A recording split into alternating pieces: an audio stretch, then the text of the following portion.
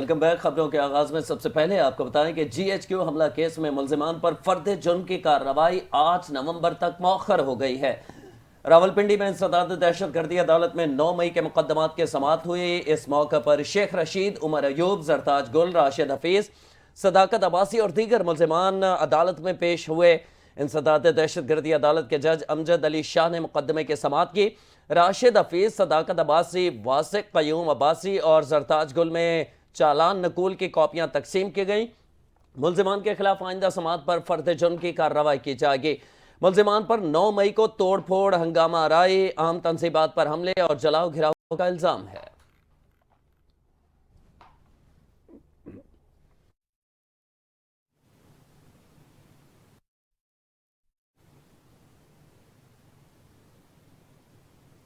آپ کو بتائیں کہ پی ٹی آئی رہنما اور قومی اسمبلی میں اپوزیشن لیڈر عمر ایوب نے کہا ہے کہ بانی پی ٹی آئی کو جیل میں اچھا کھانا نہیں دیا جا رہا، جس سے ان کو الٹیاں ہوئیں۔ راولپنڈی میں انسداد دہشت گردی کے باہر میڈیا سے گفتگو میں عمر ایوب نے کہا کہ میرے وارنٹ گرفتاری جاری تھے، اس لیے آج یہاں آ گیا۔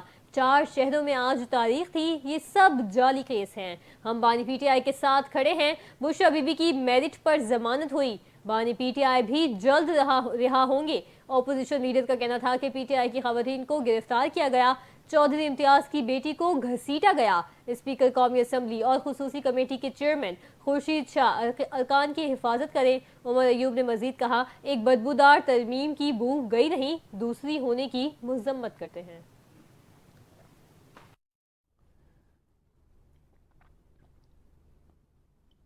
یہاں آپ کو بتائیں، پاکستان تحریک انصاف کے سینیٹر ڈاکٹر ثانیہ نشتر نے سینٹ کی نشست سے استعفیٰ دے دیا ہے۔ ذرائع کے مطابق سینیٹر ڈاکٹر ثانیہ نشتر نے جنیوا میں بین الاقوامی ادارے میں ملازمت اختیار کرنے کے باعث استعفیٰ دیا۔ ڈاکٹر ثانیہ نشتر نے اپنا استعفیٰ سینٹ سیکریٹریٹ کو بھجوا دیا۔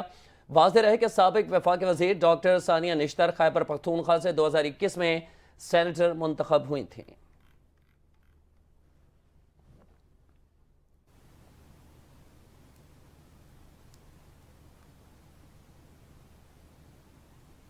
سیکیورٹی فورسز نے خیبر پختونخوا کے ضلع اورکزئی میں کارروائی کرتے ہوئے 3 خواریجی دہشت گردوں کو ہلاک کر دیا ہے۔ ہلاک ہونے والے دہشت گردوں نے گزشتہ روز خیبر پختونخوا کے ضلع اورکزئی میں پولیو ٹیم کی حفاظت پر معمور پولیس ٹیم پر حملہ کر کے 2 اہلکاروں کو شہید کیا تھا۔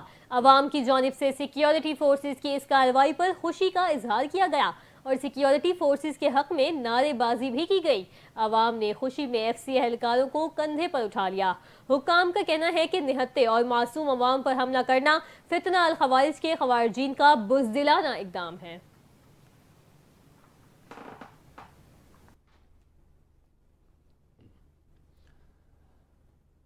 ادھر 9 مئی کو مسلم لیگ نون کا آفس جلانے سمیت دیگر مقدمات میں لاہور کی انسداد دہشت گردی عدالت نے پاکستان تحریک انصاف کے رہنما صنم جاوید کے وارنٹ گرفتاری منسوخ کر دیے۔ لاہور کے انسداد دہشت گردی عدالت میں صنم جاوید کے خلاف 9 مئی کو مسلم لیگ نون کا آفس جلانے سمیت دیگر مقدمات کی سماعت ہوئی۔ اے ٹی سی عدالت کے جج ارشد جاوید نے کیس کی سماعت کی۔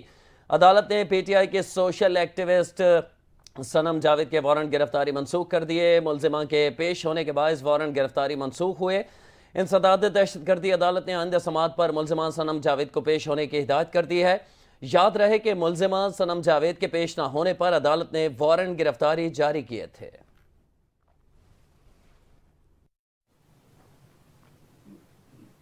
دوسری جانب سابق وفاقی وزیر اسد عمر کا کہنا ہے کہ میرے بارے میں غلط خبریں چلائی جا رہی ہیں کہ میں نے پیپلز پارٹی جوائن کر لی ہے۔ لاہور کی انسداد دہشت گردی کی عدالت کے باہر میڈیا سے گفتگو کرتے ہوئے اسد عمر نے کہا کہ میں لاہور میں ہوں اور دوسری پارٹی میں جانے کا سوچ بھی نہیں سکتا۔ اسد عمر کا کہنا ہے کہ فواد چودھری بہت گولہ باری کر رہے ہیں، انہیں یہی کہوں گا کہ وہ ہاتھ ہلکا رکھیں۔ لاہور کی انسداد دہشت گردی کی عدالت میں 9 مئی واقعات میں اسد عمر کی عبوری ضمانتوں پر سماعت ہوئی۔ اسد عمر کے وکیل نے کہا کہ 14 ماہ سے عبوری ضمانتیں چل رہی ہیں، 3 بار پیش ہو گئے ہیں۔ عدالت نے آئندہ سماعت پر ڈی ایس پی لیگل کو ذاتی حیثیت پر طلب کر لیا ہے۔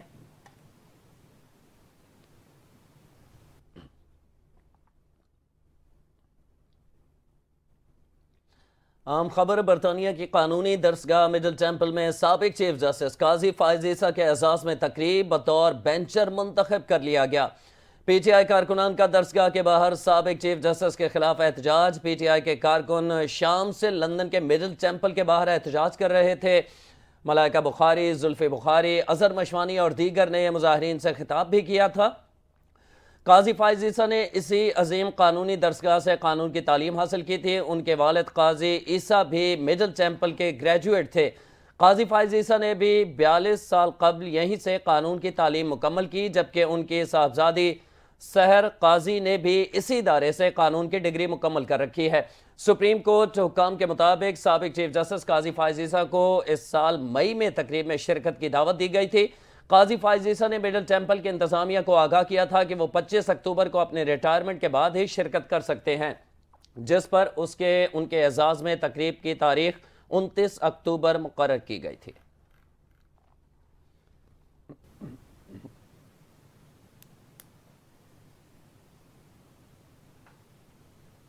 سربراہ جے یو آئی فے مولانا فضل الرحمان کا کہنا ہے کہ بانی پی ٹی آئی سمیت تمام سیاستدانوں کی قید کے خلاف ہوں۔ بانی پی ٹی آئی نے اپنے حالات کی وجہ سے ووٹ نہیں دیا، پی ٹی آئی کو مذاکرات میں لمحہ بلمحہ باخبر رکھا۔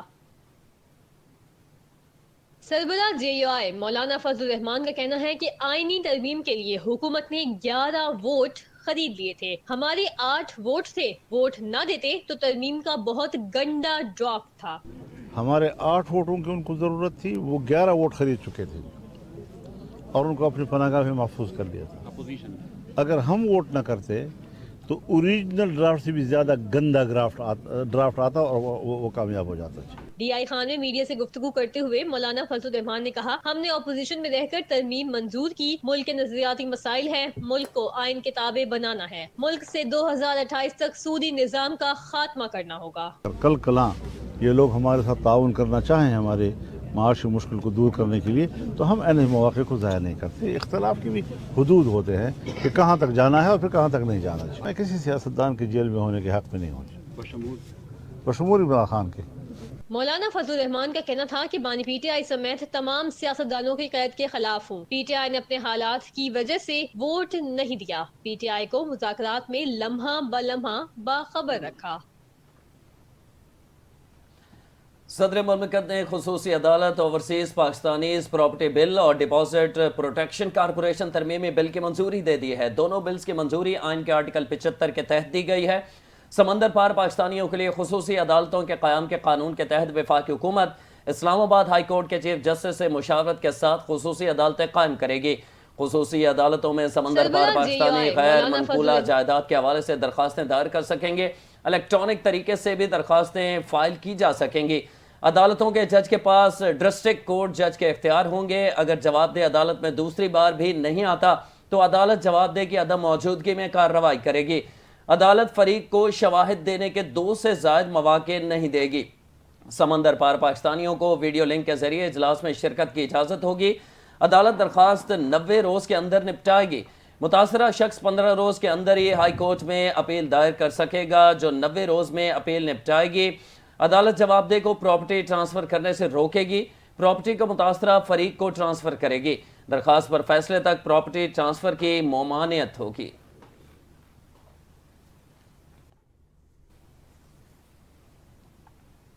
اب بات کریں گے وزیر اعظم شہباز شریف اور سعودی ولی عہد شہزادہ محمد بن سلمان کی ملاقات کی۔ دونوں رہنماؤں کے درمیان ملاقات فیوچر انویسٹمنٹ انیشیٹو کے 8ویں ایڈیشن کے موقع پر سعودی دارالحکومت ریاض میں ہوئی، جس میں باہمی دلچسپی کے امور پر تبادلہ خیال کیا گیا۔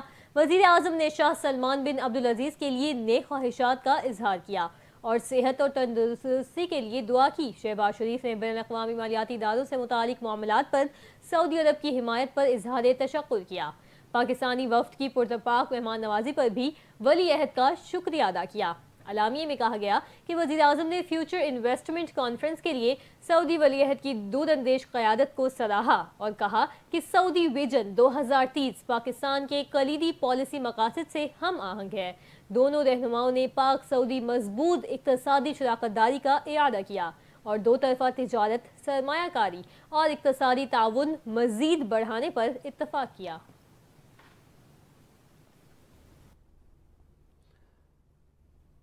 افسوسناک خبر دیں آپ کو، بلوچستان کے ضلع سبی کے قریب مسافر وین ٹرک سے ٹکرا گئی، 5 مسافر جاں بحق اور 13 زخمی ہو گئے۔ مسافر ویگن کوئٹہ سے جیکب آباد جا رہی تھی۔ ریسکیو ذرائع کے مطابق کوئٹہ سے جیکب آباد جانے والی مسافر ویگن تیز رفتاری کے باعث ٹرالر کو اوورٹیک کرتے ہوئے مٹھڑی کے مقام پر سامنے آنے والے ٹرک سے ٹکرا گئی۔ واقعے کی اطلاع ملنے پر لیویز اور ایف سی اہلکار اور ریسکیو ٹیمیں موقع پر پہنچ گئیں۔ زخمیوں اور میتوں کو ڈسٹرکٹ اسپتال سبی منتقل کر دیا گیا۔ دونوں مسافروں کی حالت تشویشناک ہے۔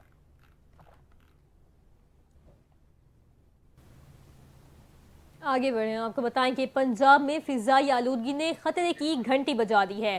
آلودگی کے اعتبار سے لاہور دنیا بھر میں دوسرے نمبر پر ہے۔ شہر میں اسموگ کی اوسط شرح 235 ریکارڈ کی گئی۔ صوبائی دارالحکومت کے علاقے جوہر ٹاؤن کا ایئر کوالٹی انڈیکس 410، سید مراتب علی روڈ کا AQI 276، جبکہ DHA کے علاقے کا ایئر کوالٹی انڈیکس 260 ریکارڈ کیا گیا۔ بڑھتی ہوئی فضائی آلودگی کے باعث گلے، سانس لینے میں دشواری اور آنکھوں میں جلن جیسی بیماریاں بڑھنے لگی ہیں۔ طبی ماہرین نے شہریوں کو ماسک پہن کر گھر سے نکلنے کی ہدایت کی ہے اور کہا کہ گھروں سے باہر نکلتے ہوئے ایئر کوالٹی انڈیکس کو چیک کریں، گھروں کی کھڑکیوں اور دروازوں کو بند رکھا جائے، غیر ضروری سفر سے اجتناب کیا جائے۔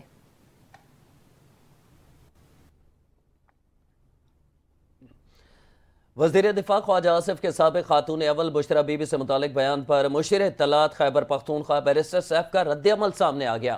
صوبائی مشیر اطلاعات بیرسٹر سیف نے کہا کہ خواجہ آصف سمیت پوری نون لیگ کا بشرا بی بی کی پشاور موجودگی پر اعتراض سمجھ سے بالاتر ہے۔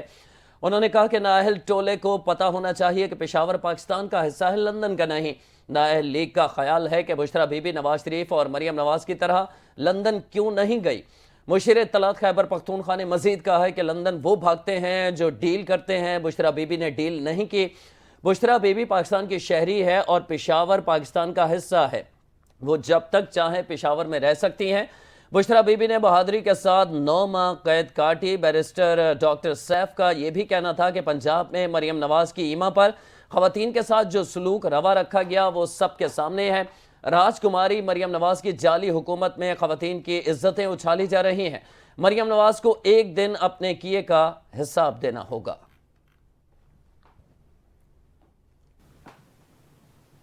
اب آپ کو بتائیں کہ کینیڈین وزیر خارجہ ڈیوڈ موریسن نے کہا ہے کہ بھارتی وزیر داخلہ امت شاہ نے کینیڈین شہریوں کے خلاف انٹیلیجنس آپریشن کا حکم دیا تھا۔ ہردیپ سنگھ نجر قتل کیس میں قومی سلامتی کمیٹی کے سامنے اپنے بیان میں ڈیوڈ موریسن نے کہا کہ میں نے ہی امریکی اخبار میں بھارتی وزیر داخلہ امت شاہ کے نام کی تصدیق کی تھی۔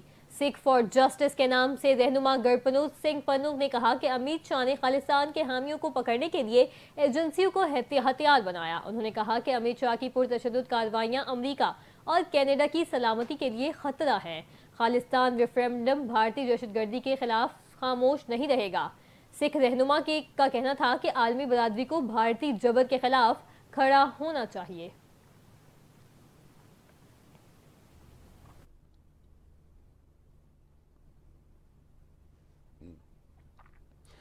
اور یہ آپ کو آگاہ کریں، پاکستان کے لیجنڈ ایتھلیٹ اعزازی کیپٹن محمد یونس انتقال کر گئے۔ ملک محمد یونس نے پاکستان کے لیے انٹرنیشنل مقابلوں میں 27 گولڈ میڈلز جیتے۔ وہ 800 اور 1500 میٹر کی دوڑ کے ٹاپ ایتھلیٹ تھے۔ 1974 میں ایران میں ہونے والے ایشین گیمز میں ملک یونس نے 1500 میٹر دوڑ کا گولڈ میڈل جیتا۔ 1970 اور 1978 کے ایشین گیمز میں ملک محمد یونس نے پاکستان کے لیے سلور میڈل جیتے۔ 1973 میں ہونے والے Asian track and field championship میں یونس نے ایک گولڈ اور ایک سلور میڈل جیتا۔ 70 کی دہائی میں محمد یونس کے بنائے ہوئے متعدد قومی ریکارڈ آج بھی برقرار ہیں۔ 1970 میں ان کا بنایا ہوا 1500 میٹر دوڑ کا ریکارڈ آج تک کوئی پاکستانی نہ توڑ سکا۔ 3000 اور 5000 میٹر دوڑ میں بھی ان کے ریکارڈ آج تک برقرار ہیں۔ 1979 میں ایک حادثے کے باعث ان کا ایتھلیٹ کا کیریئر اچانک اختتام پذیر ہو گیا تھا۔ 1991 میں محمد یونس کو حکومت پاکستان کی جانب سے پرائڈ آف پرفارمنس کا ایوارڈ دیا گیا تھا۔